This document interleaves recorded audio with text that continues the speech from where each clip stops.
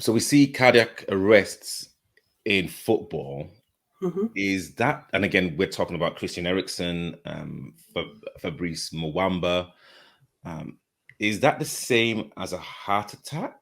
And literally, why does this happen? Yeah, and that's a very interesting question, because we heard, didn't we, Christian Eriksen? So many people said he had a heart attack on the pitch. Mm. A heart attack and a cardiac arrest are very different. A cardiac arrest means that that person is not breathing normally, and it can happen for a variety of different reasons. So yes, a heart attack could cause a cardiac arrest. It could also be that person's diabetic.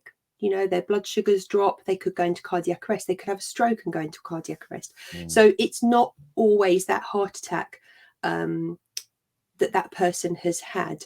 Now, a heart attack is when that person has a sudden blockage to a coronary artery, causing the heart muscle to die off. So the artery blocks, blood and oxygen can't pass through that to feed the heart muscle the other side. So that part of the heart muscle dies off.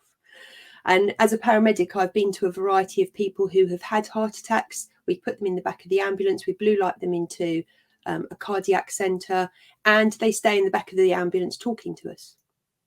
Okay. So it's that perception that everybody that has that cardiac arrest, it must be because of a heart attack. With cardiac arrests and exercise, and football in particular, and we know that exercise is good for us. Yeah, we tell everybody they need to lead a more active lifestyle. The kids need to get off their computers.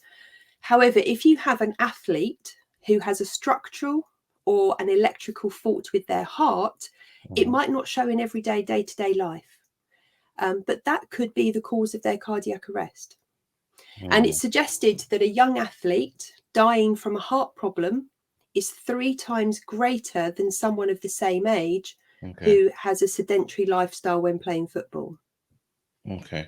Having said that, we shouldn't be encouraging a sedentary lifestyle. So I don't want anybody to come up here to go, that's it, I'm not playing football because I'm going to have a cardiac arrest. I'm going to stay in and sit and watch, TV and play my PlayStation. That's not what we're saying.